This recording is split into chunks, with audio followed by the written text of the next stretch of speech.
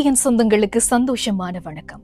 சூரியனின் மங்களம் பொங்கும் நவராத்திரியில் 6ஆம் நாளில் உங்களை சந்திப்பதில் மகிழ்ச்சி. லக்ஷ்மியை வேண்டி, செல்வத்தை வேண்டி அவளை துதிப்பாடும் 3ஆம் நாள் இன்று, இறுதி நாளும் இன்று. சக்தியை வெவ்வேறு வடிவங்களில் வைத்து நாம் வழிபட்டுக் கொண்டிருக்கின்றோம். இந்த நவராத்திரி கால பகுதியில் மங்கள பொருட்களை வைத்து மஞ்சள், குங்குமம், பூ போன்ற மங்கள பொருட்களினூடாக அவளை பூஜிப்பதால் எம்முடைய வீட்டிற்கும் எமக்கும் மங்களம் உண்டாகும். அதே நேரம் பாக்கியங்கள் வந்து சேரும், செல்வம் வந்து சேரும் என்பது ஐதீகம். இன்றைய 6ஆம் நாளின் சிறப்பம்சங்களோடு எம்மோடு இணைந்து கொள்கின்றார் மூத்த ஆன்மீக சொற்பொழிவாளர் ஹேமா சண்முக சர்மா அவர்கள். எல்லாம் வல்ல விநாயகப் பெருமானுடைய திருவடிகளை வணங்கிக் கொண்டு சூரியன் FM அலைவரிசை நேயர்கள் அனைவருக்கும் வணக்கம் கூறி, இன்றைய மகாலட்சுமி தேவியினுடைய 3வது நாள் வழிபாட்டோடு உங்களோடு இணைந்திருக்கிறோம். மகாலட்சுமிக்குரிய 3வது நாள் இன்றைய தினம். 2 நாட்களும் நாங்கள் வழிபாடு செய்து 3வது நாள் நிறைவு செய்ய போகிறோம் மகாலட்சுமி தேவியினுடைய வழிபாட்டை. அவள் எங்கே இருக்கிறாள்? உங்களோடே சேர்ந்திருக்கிறாள், எங்களோடு சேர்ந்திருக்கிறாள்.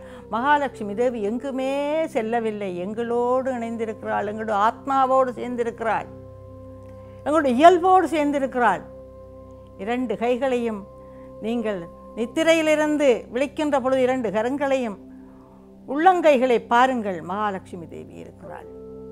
நிமிந்து பாருங்கள், உங்களுடைய வீட்டிலே மாட்டி இருக்கின்ற படத்திலே மகாலட்சுமி தேவி இருக்கிறாள்.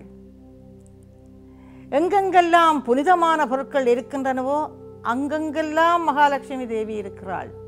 காலையிலே உங்களுடைய வீட்டு முற்றத்தை சுத்தமாக்கி, அந்த வீட்டு முற்றத்திலே சாணியால் மெழுகி, அதிலே ஒரு பிள்ளையாரை பிடித்து வைத்து மலரிட்டு வழிபாடு செய்கிறீர்கள் அல்லவா? அந்த வழிபாட்டிலே மகாலட்சுமி ஓடி வருகிறாள். மகாலட்சுமியை வீட்டிலே நீங்கள் அவளை அழைப்பதற்காகத்தான் வாசலிலே கோலமிட்டு அழகுபடுத்தி அவளை எழுந்தருளச் செய்வதற்கான ஒரு சூழலை ஏற்படுத்துகிறீர்கள். வாசலை சுத்தமாக்கினால் அம்பாள் அங்கேயே வந்து உறைந்து விடுவாள். அதே போன்று பூஜை அறையிலே நீங்கள் ஒவ்வொரு நாளும் விளக்கேற்றி வழிபாடு செய்கிறீர்கள் அல்லவா? காலையும் மாலையும் விளக்கேற்றுகிறீர்கள் அல்லவா? திரியிட்டு எண்ணெய் இட்டு அந்த மகாலட்சுமி தீபத்தை ஏற்றுகிறீர்களவா? அந்த தீபத்திலே உரைகின்ற மாது யார்? அவள்தான் மகாலட்சுமி தேவி. அவள்தான் உங்களுடைய இல்லத்துக்கு ஒளியை தருபவள். காலையிலே எழுந்தவுடன் எங்களுடைய உடலை சுத்திகரித்து கொண்டு முதலில் எங்கே செல்கிறோம்? பூஜை அறைக்குள் செல்கிறோம். பூஜை அறைக்குள் சென்று திருநீற்றை பூசிவிட்டு முதலிலே மகாலட்சுமி தேவியை தீபமாக ஏற்றி வழிபடுகிறோம் அல்லவா? அந்த தீப ஒளியிலே வீற்றிருப்பவள் மகாலட்சுமி. எனவே உங்களுடைய பூஜை அறையை மகாலட்சுமி தேவி உறைவதற்குரிய களமாக அழகுபடுத்தி கொள்ளுங்கள், கோலமிடுங்கள், சுத்தமாக வைத்திருங்கள். எல்லா சுவாமிகளுடைய படங்களையும் அந்த பூஜை அறையிலே அழகாக அடுக்கி வையுங்கள். மகாலட்சுமி தேவி அத்தனை கடவுளர்கள் நூடாக உங்களுக்கு அருள் செய்வாள். ஏனென்றால் அந்த திரியிலே இருந்து வெளிவருகின்ற அந்த ஜோதி இருக்குதல்லவா? இந்த ஜோதி ஒவ்வொரு கடவுளர்களுடைய கண்களுக்கும் சென்று அந்த கண்களிலிருந்து வருகின்ற ஒளி எங்களுடைய உள்ளத்தை நெருடுகிறது. அப்பொழுது அருட்கடாட்சம் எங்களுக்கு கிடைக்கிறது. அது உணர வைக்கிறது. இறைவனை நாங்கள் அறிய முடியாது, உணர முடியும். எப்படி?